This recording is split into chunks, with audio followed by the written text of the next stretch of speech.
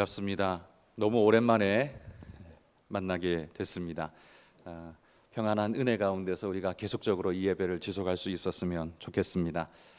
코로나로 인해서 우리는 지금 이전에 경험해보지 못한 시대를 살아가고 있습니다. 그런데 더욱 암울한 것은 이 터널을 지나고 나면 이전의 시대로 돌아갈 수 있다, 이렇게 기대하는 전문가는 없는 것 같습니다. 이제는 다시 옛날로 돌아갈 수 없다라는 그런 진단이 대부분인 것 같습니다. 우리는 지난 5개월 여간 동안 꼼짝없이 주일 오후 예배를 영상으로만 드려야 했습니다. 영상으로 대체하기는 했지만 솔직히 우리가 우리 자신을 돌아볼 때 하나님 앞에서 제대로 된 복장과 제대로 된 자세와 제대로 된 마음가짐으로 또 처음부터 예배 끝까지 집중하면서 예배에 드렸었는가, 이렇게 질문해 본다면 마음의 찔림이 아마 여러 모양 많으실 거라고 생각됩니다. 우리는 하나님 앞에 예배한다, 처음에는 영상 예배도 똑같은 예배다, 그래서 우리는 처음에는 자세를, 복장을, 마음가짐을 철저히 해서 하나님 앞에 예배하는데 빠지지 않으려 힘쓰셨을 겁니다. 그런데 이게 한 주 지나가면서 한 달, 두 달 지나가면서 이것이 타성해졌고 우리 마음에서 대충 빼먹기도 하고 다른 데 신경을 많이 쓰기도 하고 복장도 대충 입게 되고 솔직히 우리는 대충 예배를 드리지 않았나, 우리 하나님 앞에 한번 죄송한 마음으로 되돌아보게 됩니다. 안전을 위해 한다면 여전히 지금도 비대면 예배를 드려야 마땅할 것입니다. 정부에서는 그래 주기를 바라고 있죠. 그런 바람이 잘못된 요구는 아닙니다만 아마 성도들 중에도 그래야 하는 것 아니냐라고 말씀하시는 분들이 아마 더러 많이 있으시리라고 생각합니다. 정부의 시책에 반하는 행동을 한다, 이건 특별히 우리 어르신들뿐만 아니라 그리스도인이라면 마음에 생내적으로 참 불편함이 있습니다. 왜냐하면 로마서 13장 1절에 말하는 각 사람은 위에 있는 권세들에게 복종하라 라는 하나님의 말씀이 우리 귀에 메아리 치고 있기 때문입니다. 뿐만 아니라 그래야 착한 사람이다 라고 배워온 지금까지의 교육 때문에도 우리는 그런 의식들이 우리 마음속에 가득 자리 잡고 있습니다. 이건 잘못된 게 아니죠.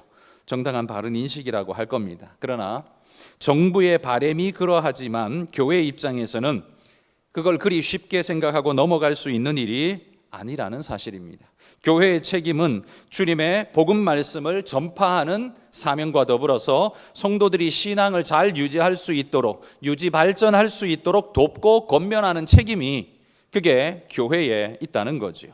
오랜 시간 교회 모임이 중단되면서 점점 성도들의 마음에 모이지 않는 게 편안하고 신앙적 푸시의 자유로움을 느끼다 보니, 그런 푸시를 더 이상 받지 않는 것에 대해서 기뻐하다 보니 그게 좋아 보일 수도 있고, 어떤 이들은 신앙이 희석되어져서 점점 흘러 떠내려가는 자신을 발견하게 될 수도 있을 겁니다. 그게 어쩔 수 없는 지금 시대 우리의 모습일지 모르겠습니다만, 그러나 교회 입장에서는 우리 성도들의 신앙이 이유 있는 코로나라는 이런 세파에 휩쓸려서 영적으로 떠내려가지 않도록 하기 위해 구명조끼라도 던져줘야 하는 것이 교회의 사명이다, 저는 그렇게 생각합니다. 그래서 그런 마음으로 오후 예배를 모이는 숫자가 얼마든지 간에 우리가 시작하자라는 마음을 가졌습니다. 성도들 중에는 오늘부터 점심 식사를 했는데요, 위험하니 점심 식사하지 말자, 누가 그렇게 말씀하시고 동의하신다면 저는 점심 식사는 안 할 수 있습니다. 그건 뭐 그냥 김밥 사서 일꾼들이 그냥 나눠서 각자의 방에서 그냥 나눠 먹게 하자, 그럴 수 있습니다. 밥 먹는 건 그럴 수 있어요. 그러나 성도들의 영성을 도와야 하는 면에서는 더 이상 뒤로 밀려나면 세파에 떠밀려가는 성도들을 붙잡기도, 또 우리의 신앙을 오늘 이 시대 붙잡아 매기도 쉽지 않은 그런 시대가 되었다, 그렇게 믿습니다. 혹시 이렇게 모이는 게 불편하신 분이 계시다면 영상으로 계속 예배 드리셔도 괜찮습니다. 강제하는 건 아니니까 그 대신 예배의 마음을 두고 사모하는 마음으로 모이기를 원하는 분들은 방역에 철저히 신경 쓰면서 우리가 함께 모여 예배했으면 좋겠습니다. 오늘은 코로나 시대를 돌아보면서 우리가 집중해야 할 게 뭔가 한번 되짚어 보기를 바랍니다. 주일 대예배에 이 설교를 했으면 좋겠지만 현재 제가 요한계시록 시리즈 설교를 하다 보니 부득불 주일 오전에 하지 못하고 오후 예배에 빌어서 이 말씀을 여러분과 함께 나누고자 합니다. 요즘 인터넷상에 언택트라는 단어가 자주 등장합니다. 이전에 별로 그렇게 우리 눈에 띄지 않았던 단어죠. 언택, 비대면, 비접촉이라는 단어입니다. 그래서 오늘 시대를, 코로나의 지금 시대를 언택트의 시대, 언택트의 시대라고 합니다. 코로나 때문에 반년을 이 언택 시대를 살아오면서 우리 사회도 변화가 많이 일어나고 있습니다. 그 몇 가지를 추려보면 첫 번째는 사람 간의 물리적 연결은 점점 사라지고 가상의 연결이 활성화되어지는 시대가 되었다라는 겁니다. 아마 이건 가속화되어져 갈 거라고 생각합니다. 이젠 마트도 가지 않고 온라인으로 이제는 다 주문해 버리게 되죠. 이게 지금 우리의 현실입니다. 두 번째는 접촉을 불안으로 느끼는 시대입니다. 이 언택트의 시대는 접촉을 불안으로 느끼는 시대. 그래서 온라인 주문으로 끝나지 않고 주문이 오면 물건 직접 받지도 않습니다. 거기 놓고 가세요. 이제 이런 시대죠. 놓고 가시면 내가 알아서 찾을게요. 그런데 거기에서 더 나아가서 혹시라도 바이러스가 있을지 모르니까 배달해 놓은 물건에다가 소독약을 뿌려서 방역약을 뿌려가지고 소독한 다음에 집 안으로 가지고 들어오는 이런 일들도 있습니다. 그러다 보니 우리 인식에 나 외에 다른 이들은 다 바이러스라는 암묵적인 생각이 우리 마음속을 지배하게 됩니다. 나도 모르게, 우리도 모르게 두려움이 그렇게 생긴다는 거죠. 요즘 최악의 비매너는 사람들 앞에서 기침하는 겁니다. 굉장한 비매너가 돼버렸습니다. 옛날 같으면 뭐 그럴 수 있지, 그게 뭐 하지만 이제는 이게 가장 큰 비매너가 돼버렸습니다. 우리 어르신들은 제일 불리하게 돼버렸습니다. 왜냐하면 어르신들은 마른 기침이 잘 나지 않습니까? 연세가 높으시면 마른 기침이 나기 마련인데 이제는 그것조차도 쌍심지를 켜고 사람들이 쳐다보게 되는 불안과 두려움의 시대를 살아간다는 거예요. 요즘 사회는 어른이라고 그거 봐주지 않습니다. 그 사람에게 바이러스가 있든 없든 상관없이 그냥 무조건의 시대가 돼버렸습니다. 불안하기 짝이 없는 시대죠. 세 번째는 자기 보호가 제1의 임무가 되어버린 시대. 누가 날 지켜주냐? 내가 지켜야지. 이제 이게 이 시대의 기본적인 인식이 돼버렸습니다. 국가가 방역에 많이 힘쓰지만 내가 스스로 하지 않으면 안 된다는 불안감이 팽배하게 국민들을 뒤덮고 있습니다. 그러다 보니 나 외의 모든 이들은 공격자다라고 암묵적으로 인식을 하게 됩니다. 그러다 보니 자연스럽게 네 번째 특징이 등장합니다. 캡슐 시대를 살아가게 됩니다. 가루약을 먹기 불편하니까 그걸 캡슐에 집어넣어서 한 번에 꼴깍. 자, 이게 캡슐이지요. 근데 지금 시대는 이제 누군가와 접촉하는 것이 굉장히 불안하고 두려운 시대가 되었기 때문에 자기 자신을 캡슐에 집어넣는 그런 시대가 되어버렸습니다. 그게 집이든 아니면 자기의 어떤 개인적 공간이든 간에 자기를 그렇게 캡슐에 집어넣고 안전 속에서 살아가려고 하는 의식이 우리 안에 가득한 그런 시대. 이게 이 네 가지가 오늘 우리 시대를 특징 짓고 있는 이 언택 시대의 특징이라고 말할 수 있습니다. 그러다 보니 이 언택 시대의 부작용도 자연스럽게 등장합니다. 무엇보다 부작용의 첫 번째는 불안감입니다. 나도 걸릴 수 있다는 그 불안감이 늘 상존하기 때문에 피해 다니는 것이 사람들의 일상이 되었습니다. 언제 어디서든지 옮을 수 있다는 불안감 때문에 대인기피증이 사람들 안에 생겨날 수 있습니다. 뿐만 아니라 코로나 시대 취준생들은 내가 취업할 수 있을까라는 불안감이 높아집니다. 왠고하니 회사마다 경기가 좋지 않기 때문에 취업 인구를 줄여 나갈 수밖에 없고 그것은 곧 취준생들에게는 아주 어렵고도 힘겨운 바늘구멍을 더 작은 구멍으로 만들어버리는 그런 어려움의 시기가 돼버렸기 때문에 그렇습니다. 그리고 그런 자식을 쳐다보고 있는 부모의 마음도 점점 더 불안지수가 높아질 수밖에 없습니다. 모두가 다 불안한 상태로, 그래서 가만 내버려 두지 않고 누군가 옆에서 건드리면 폭발해버리는 시대로 그렇게 점점 나가고 있습니다. 두 번째는 이 언택 시대의 두 번째 부작용은 우울감입니다. 혼자 있으면 안전하겠지만 인간은 사회적 존재의 유대감을 느껴야만 사는 보람을 느끼는 존재, 그게 인간이지 않습니까? 관계를 맺어야 인생의 맛이 있는데 안전 때문에 이 모든 것이 볼모로 잡혀 있으니 우울감이 생기는 것이 당연한 시대가 되어버렸습니다. 스포츠를 인생의 낙으로 여기는 분들은요, 경기장에 가서 그 스포츠를 봐야, 그러면서 소리치며 환호해야 스트레스가 풀리는데 지금 이거 못한 지 6개월이 지나버렸습니다. 얼마나 힘들까요? 그래서 자기 안에 있는 스트레스를 풀 수 있는 길이 없어서 점점 더 마음속 우울감이 증폭되어지는 시대, 부작용이 자연스럽게 그렇게 쌓여가는 겁니다. 세 번째는 고립감도 커집니다. 이제는 누구더러 밥 먹으러 가자라는 말하는 게 이게 좋은 말이 아니라 위험한 말이 돼버렸습니다. 밥 먹으러 가자, 내가 밥 사줄게, 이게 옛날에는 굉장히 좋은 말이었지만 이제는 불안한 말이 되고 별로 좋은 말이 되지 않아 버렸습니다. 비매너처럼 들려질지도 모릅니다. 나 스스로도 누구를 회피하게 되지만 남들도 나를 회피하면서 우리 모두는 개인적인 고립감에 점점 더 떠밀리게 되는 사회, 이게 코로나가 바이러스 말고도 우리에게 던져놓은 엄청난 삶의 변화라는 것입니다. 자, 그러면 이런 시대를 살아가는 우리에게는 어떤 필요가 생기게 될까요? 이 언택 시대에 우리에게 꼭 필요로 되어지는, 갈망되어지는 니즈가 우리 안에 강하게 작동하는 겁니다. 그 또 몇 가지 한번 생각해 보자면, 첫 번째는 혼자지만 혼자가 아니기를 바라는 갈망이 사람들 마음에 자리 잡게 됩니다. 안전 때문에 홀로 있는 시간이 많아졌지만, 그러나 혼자가 아니라는 확신과 위로를 받고 싶은 게 그게 코로나 시대 우리의 모습입니다. 언제나 내 옆에는 누가 있고 사랑하는 이가 있고 나를 지지하는 이가 있다는 그 마음을, 지지감을 얻고 싶습니다. 두 번째는 나를 이해하고 나와 교감하는 존재를 필요로 하게 됩니다. 혼자 있는 게 편하다고 교감이 필요 없는 사람은 아무도 없습니다. 교감은 인생의 존재 본질이기 때문에 우리를 창조하신 하나님이 삼위일체의 완벽한 교감을 이루시는 분이기 때문에 그분의 형상을 닮아 지어진 우리는 인간과 인간 안에, 그리고 인간과 하나님의 교감이 있어야 살아갈 수 있는 그런 존재, 교감형으로 창조된 존재들입니다. 그런데 코로나가 지금 이걸 막고 있습니다.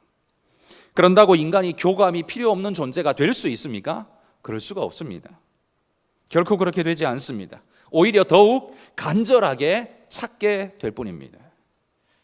나를 이해하고 나를 사랑하는 존재가 있다는 사실만으로도 얼마나 큰 힘이 되는지 모릅니다. 이 언택 시대의 최고의 니즈는 바로 이것일 겁니다. 내가 신뢰하고 믿고 교감할 수 있는 누군가가 있다는 그 믿음, 그리고 그 마음이 있기를 원하는 거죠. 세 번째는요, 가장 안전한, 이런 시대이기에 가장 안전한 컨택을 필요로 한다는 겁니다. 이 컨택은 언택트의 반대말이죠. 그래서 이 컨택은 연락, 접촉, 이런 뜻입니다. 코로나 때문에 만들어진 이 언택 시대의 가장 큰 니즈는 안전한 컨택입니다. 그러면 이 언택 시대가 가진 세 가지의 니즈를 채워줄 수 있는 방법은 뭘까요? 오늘 이 시대 우리에게 갈망하는 세 가지, 이 세 가지가 꼭 있어야겠는데 이걸 도대체 어떻게 채울 수 있을까요? 이걸 가장 안전하게 채워줄 수 있는 방편은, 정답부터 말씀드리면 바로 주님이라는 겁니다. 우리의 신앙, 주님이라는 거예요. 여러분, 혼자일 수밖에 없는 오늘의 세상, 그러나 혼자가 아니라는 안정감은 도대체 어디서 얻을 수 있을까요?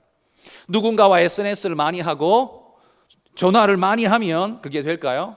어느 정도는 할 수 있지만 그게 우리의 안정감을 완전히 가져다 주지는 못합니다. 그러나 오히려 그리스도인들은 어떻습니까? 감옥에 갇히든 유배지에 가든 그 어디에 가든 하나님이 늘 나와 함께 하신다는 임마누엘의 신앙이 우리 안에 확고하게 자리 잡아 있기에 그 어려움 속에서도 절망하지 않고 하나님과 교감하며 하나님께 기도하며 하나님과 소통하는, 혼자이지만 그러나 함께라는 걸 늘 마음에 품고 사는 존재, 여러분 그건 신앙인밖에 없습니다. 세상 그 누구도 그렇게 살 수 없습니다. 그런데 신앙인은 그렇게 삽니다. 왜? 하나님이 주신 약속이 있기 때문에 그 약속 붙잡고 사는 거예요. 코로나 시대에 최적화된 인간, 어찌 보면 그리스도인일지 모릅니다. 두 번째, 나를 이해하고 나와 교감하는 존재가 필요하다고 했습니다. 여러분, 누가 세상에서 나를 제일 잘 이해해 줄 수 있습니까? 아마 제일 이해 잘하는 건 부모님.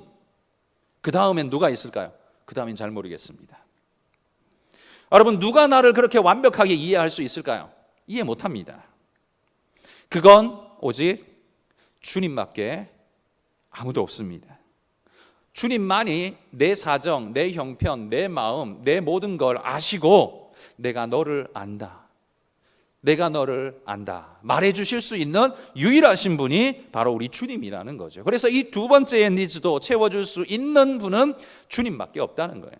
세 번째, 가장 안전한 컨택이 오늘 시대에 우리에게 필요합니다. 그러나 가장 안전한 컨택은 세상에 있습니까? 없습니다. SNS가 안전합니까? SNS도 불안전합니다. 그 속에서 수많은 독소로 공격하는 일들이 다반사이기 때문에 그렇습니다. 오늘은 나한테 위로를 주던 SNS가 내일은 나를 지옥으로 던져넣는 그런 SNS가 될 수 있기 때문에 결코 안전하지 않습니다. SNS 하는 사람들이 평안하고 마음의 안정감을 누리느냐? 아니요. 그냥 사탕 발림일 뿐입니다. 더 이상 없습니다. 그러나 진정한 안전, 가장 안전한 컨택은 어디서 오느냐? 주님과 만나는 접촉입니다. 주님은 코로나 없습니다. 그죠? 주님은 코로나가 있으실 수가 없는 분입니다. 그리고 주님은 내게 그 어떤 악함도 가져다 주지 않고 나를 이용해 먹지도 않고 나를 함정에 빠뜨리지도 않습니다. 그래서 오직 주님만이 가장 안전한 컨택이 될 수 있는 그런 분이시다라는 말이죠.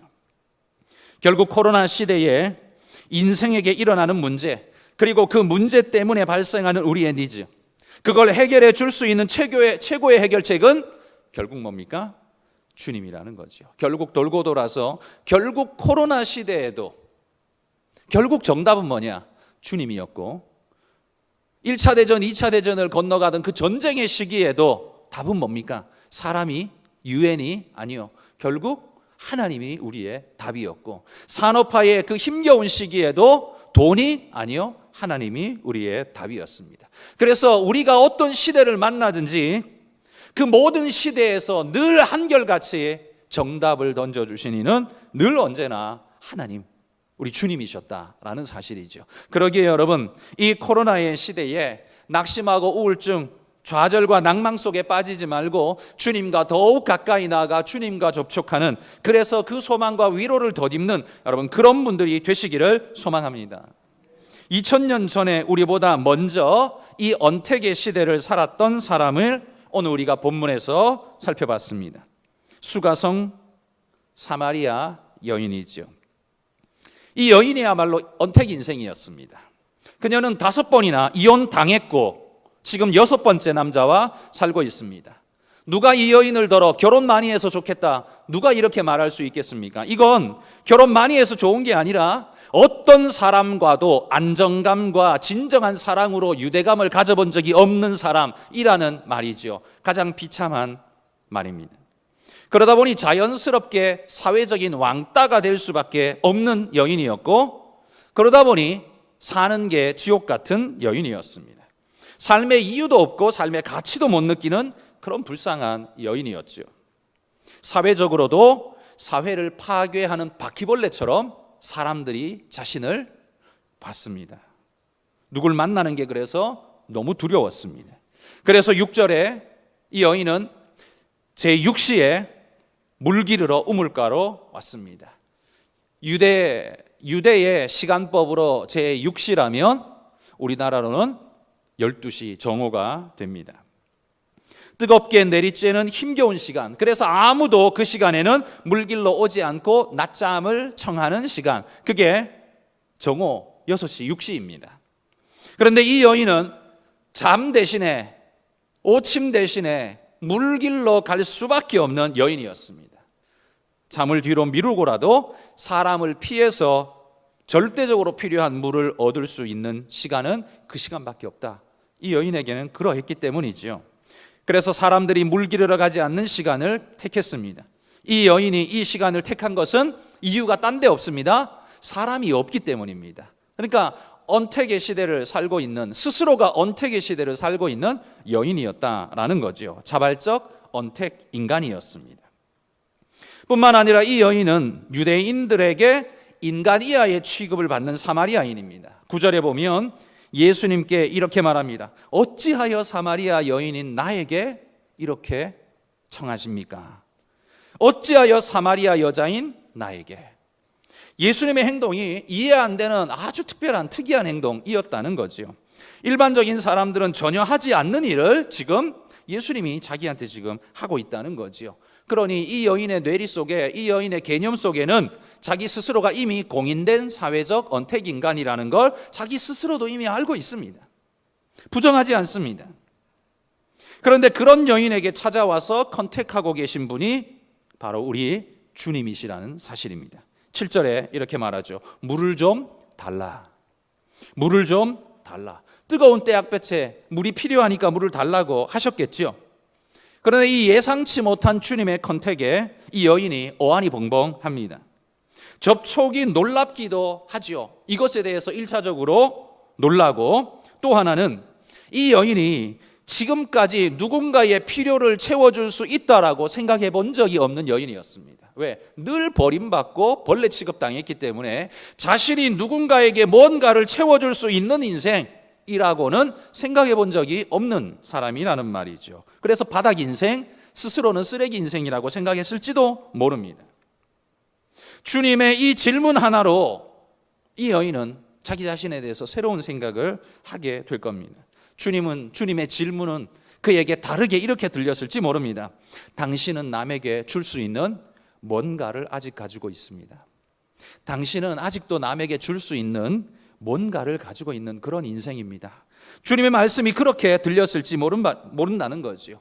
버림받은 인생이라고 여겼던 그런 여인에게 이 말씀 하나가 우리가 생각하는 것보다 훨씬 더 엄청난 충격을 여인에게 가져다 주었다는 거죠. 이 여인은 이 질문 하나에 자기 존재에 대한 재발견을 할 수 있었을 것입니다. 쓸모없는 인생이 아니라 그래도 누군가에는 어떤 면에서는 쓸모 있는 게 있는 인생이라고 조금씩 생각이 바뀌어지게 될 겁니다. 처음에는 이 여인도 우리 성경을 읽어보면 주님의 말씀에 굉장히 경계심을 가지고 받아들이지 않습니다. 이전에 5 남자들처럼 또 나를 이용해서 뭘 뜯어먹고 가려는가? 그런 생각에 경계심을 가지고 밀어내고 있는 여인의 모습을 봅니다. 10절에 보면 예수께서 대답하여 이르시되 내가 만일 하나님의 선물과 또 내게 물 좀 달라 하는 이가 누구인 줄 알았더라면 네가 그에게 구하였을 것이요 그가 생수를 내게 주었으리라. 주님이 이 10절에서 여인에게 2가지를 말씀합니다. 너에게 말하는 내가 누구인지 알았더라면. 그래서 말하고 있는 당신이 누군지에 대한 질문을 하나 던지는 것과 또 하나는 생수를 내가 너한테 줄 것이다. 생수를 너에게 줄 수 있다는 메시지를 또 하나 던지고 있습니다. 여러분, 이게 무슨 말입니까? 주님의 이 말씀은 여인이여, 당신이 반드시 만나야 하는 그분은 바로 나입니다. 지금 이렇게 말하고 있는 겁니다. 그리고 나는 당신에게 생수를 줄 것입니다 라고 약속하고 있는 겁니다. 지금 물을 구하러 온 여인에게 맑고 시원한 생수, 그것도 끊어지지 않는 생수를 주신다면 이건 엄청난 선물이죠. 그녀는 이 우물가에 올 때마다 불안증을 느껴야 하고 고립감을 더 느껴야 하고 두려움과 고통 속에 떨면서 그 눈은 두려움 속에 떨리는 눈동자로 그곳을 찾아와야 했는지 모릅니다. 생수를 그냥 얻을 수만 있다면, 이런 불안증, 이런 두려움, 이런 고립감 없이 내가 그 생수를 얻을 수만 있다면 그건 수치를 피하고 힘듦을 피하는 엄청나게 좋은 기회이겠죠. 주님의 컨택이 그녀의 관심사를 직격한 거죠. 그런데 주님이 주고자 하는 그 생수는 그냥 물을 지금 이야기하는 게 아니죠. 14절에 보면 내가 주는 물을 마시는 자는 영원히 목마르지 아니하리니 내가 주는 물은 그 속에서 영생하도록 솟아나는 샘물이 되리라. 그냥 생수가 아니라 그 속에서 영원토록 솟아나는 생수입니다. 여러분, 이 이야기를 들었을 때 이 여인은 이 생수가 영원한 생명을 이야기한다라고 생각이나 했겠습니까? 아직 그 생각을 못했습니다. 이 여인의 관심사는 오로지 마시는 물에만 관심이 있기 때문에 예수님이 이 말씀을 할 때 어떤 우물이 그런 우물이 있지? 그런 생각하면서 아마도 그런 우물이 있다면 제발 나 좀 주십시오, 그런 마음이 굴뚝같이 올랐을 겁니다. 여러분, 여인은 육신을 적셔줄 물을 구하고 있지만 주님은 그녀의 영혼을 적셔줄 진짜 생명수를 주겠다고 지금 말하고 있습니다. 그런데 이걸 못 알아듣고 있는 거지요. 여인의 필요와 예수님의 주고자 하는 호의가 서로 다른 방향인 것 같습니다. 그러나 주님은 그걸 굳이 주겠다고 해요. 왜입니까? 왜냐하면 영혼이 채워지면 육신의 부족은 아무것도 아니라는 걸 그녀가 알게 될 것이기 때문입니다. 인생의 부족이 여러분 물질에서 옵니까? 인생의 부족이 물질에서 오지 않습니다. 물질이 있으면 좋겠다는 게 모든 사람의 마음이긴 하지만, 그러나 물질이 채워진다고 인생이 절대로 행복하거나 만족스럽지 않습니다. 또 다른 갈망을 계속해서 가질 뿐이죠. 물질의 부족에서 우리의 불평이 오는 것 같지만 사실은 물질을 핑계 삼아서 말하는 마음의 결핍에서 사실 불평은 오는 것입니다. 물질의 결핍이 아닌 마음의 결핍에서 온다는 말이죠. 공자님이 이런 말씀을 했습니다. 나물 먹고 물 마시고 팔 베고 누웠으니 즐거움이 그 안에 있고 의롭지 않게 부귀를 누림은 나에게 뜬구름 같다. 공자님 같은 말씀을 하셨죠. 이 말씀이 여러분 얼마나 좋은 말씀입니까? 이런 정신을 구축하는 건 굉장히 좋은 일입니다. 그러나 공자는 인간의 마음은 논하는데 안타깝게도 그가 영혼을 이야기해 본 적은 한 번도 없습니다. 그러니까 공자는 영혼의 존재 자체를 몰랐던 사람이라는 거죠. 인간은 그냥 마음만 있으면 된다고 생각했던 거예요. 영혼이 적셔져야 하고 영혼의 생수에 우리의 영혼이 적셔져야 한다는 개념 자체가 없기 때문에 그냥 도덕적 인간으로 가능하리라고 믿었습니다. 마음의 존재는 도덕적 인간으로만으로도 가능할지 모르죠. 그러나 인생이 어디 마음의 존재로 끝납니까? 아니요. 그보다 더 깊은 영혼의 존재이기 때문에 인간이 끊임없는 갈망을 계속 토해낼 수밖에 없는 겁니다. 하나님이 창조하신 영혼이 있음을 그는 몰랐다는 거죠. 주님은 지금 인간의 본질적 치유가 어디에서 일어나는가라는 사실을 우리에게 지금 보여주고 있는 겁니다. 새로운 남편을 하나 더 얻는다고 해서 이 여인의 삶이 좋아지지 않습니다. 착하고 우직하고 성실한 남편 구하면 이 여인의 인생이 달라질까요? 외면적으로는 좀 달라지겠지만 그게 그녀의 인생을 완전히 바꿔놓지는 못할 겁니다.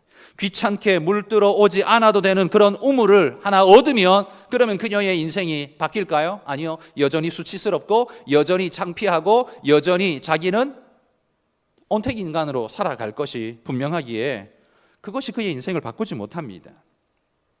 그러기에 여러분, 언택시대의 인생에게 그 비어있고 외롭고 고독하고 불안한 그 심령이 취직, 로또, 백신 여러분 그런 걸로 채워질 수 있느냐? 아니라는 사실이죠.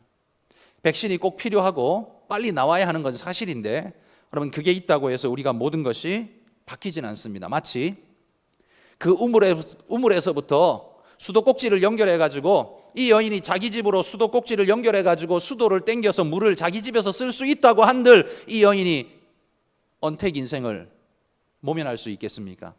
수치스러운 자신의 모습을 씻어낼 수 있겠습니까? 사람들 앞에 떳떳하게 나서서 뭐라고 큰 소리 칠 수 있는 인생이 될 수 있겠습니까? 아무리 수도꼭지를 끌어온다고 한들 인생이 바뀔 리 없습니다. 그게 그 여인의 한계지요. 그러므로 여러분 언택 인생, 언택 시대에 인생이 만나야 할 유일한 백신은 주님밖에 없다는 말입니다. 그래서 주님이 답이라는 거예요. 여러분 이걸 사회에 가서 무슨 강연에 가서 이야기하면 말도 안 되는 소리죠. 이렇게 말하겠죠. 그러나 여러분 우리는 제가 이렇게 말하면 여러분은 다 이해하시죠. 이게 무슨 말씀인지 이해되실 겁니다. 왜냐하면 우리는 영혼의 기품을 아는 존재들이기 때문입니다. 하나님의 존재를 믿는 존재들이기 때문입니다. 그리고 그분의 생수를 마셔본 그런 존재이기 때문에 이게 뭘 말하는지 알기 때문에 여기에 아멘할 수 있는 그런 마음이 있는 겁니다. 세상은 못 알아듣죠. 다시 말해 영적으로 죽은 존재는 영적인 생명수의 말을 아무리 해줘도 알아들을 수가 없고, 영적인 존재만이 영적인 이야기를 알아들을 수 있는 겁니다. 그래서 이 사실을 깨우쳐 주시려고 주님이 16절에 보시면 네 남편을 불러오라 이렇게 명령합니다. 좀 뜬금없는 명령이죠. 그러자 이 여인은 갑자기 풀이 죽어버립니다. 뭔가 기대치가 막 발동하다가 남편을 불러오라 말 한마디에 그냥 꼬리를 완전히 내리고 절망 속으로 꺼져 들어가면서 풀이 죽은 소리로 이렇게 말합니다. 나는 남편이 없습니다. 절망의 고백이죠. 남편이라는 작자와 살고는 있잖아요. 6번째 남자. 근데 자기는 그 남자를 남편으로 생각하지 않는다는 말입니다. 그냥 살고는 있는데 그냥 남편 아니라는 거예요. 주님이 이 여인의 아픈 부위를 왜 이렇게 몰지각하게 찌르고 있을까요? 그건 주님이 하고 싶은 말이 있기 때문입니다. 뭐냐 하면 네가 6번이나 찾아 헤매야 하는 그건 남자가 아니야. 네 인생의 해답은 남자에 있지 않아 라는 사실을 지금 말하는 겁니다. 남자가 아니라 주님이라는 사실을 알려주기 위해서 좀 아프지만 그걸 찌르고 있다는 겁니다. 너를 진짜 사랑하고 보호하고 지지해주고 위로해주느니 그건 남자가 아니라 하나님이라는 사실이죠. 진짜 하나님을 만나지 못한 인생은 아무리 인생의 6 남자를 만나봐야 결코 채워지지 않습니다.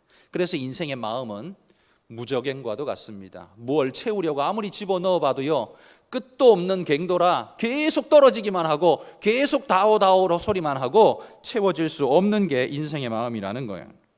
그래서 이 여인이 자기 입술로 고백하는 거예요. 6명을 지나가 봤지만 남편은 없습니다 라고요. 이 얼마나 비참한 인생의 고백입니까?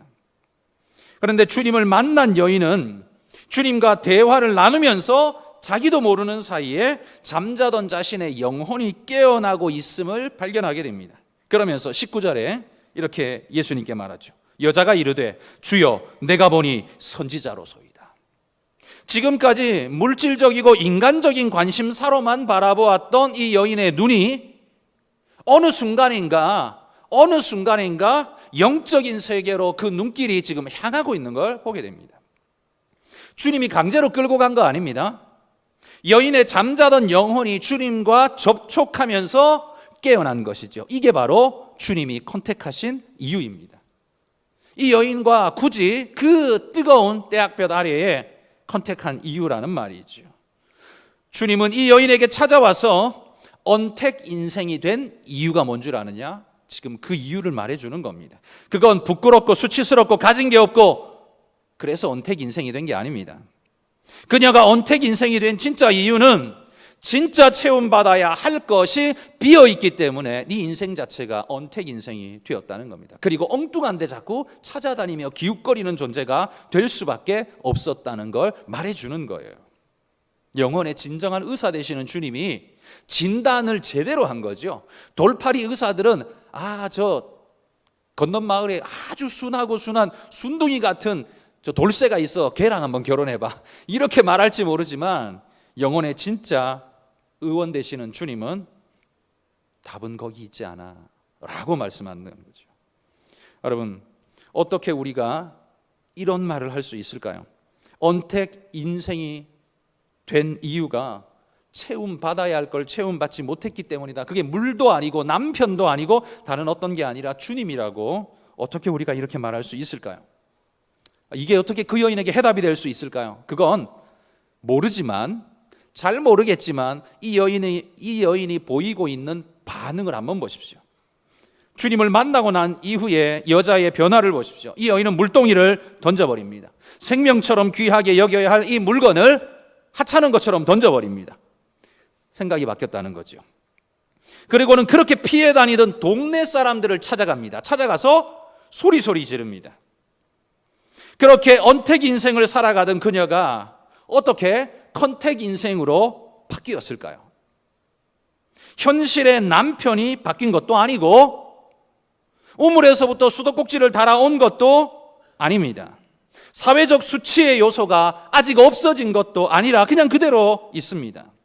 그런데 이 여인의 심령 속에 영혼의 샘물이 솟아나니까 그 마음 속에 있던 분노, 불안, 초조, 근심, 걱정, 원망, 이 모든 게 그 생수에 잠잠히 침잠되어 버렸을 때, 생명수 안에 그 모든 걸 다 침잠시켜 버렸을 때 그는 은혜로 살 수 있는 존재가 되어지더라는 겁니다.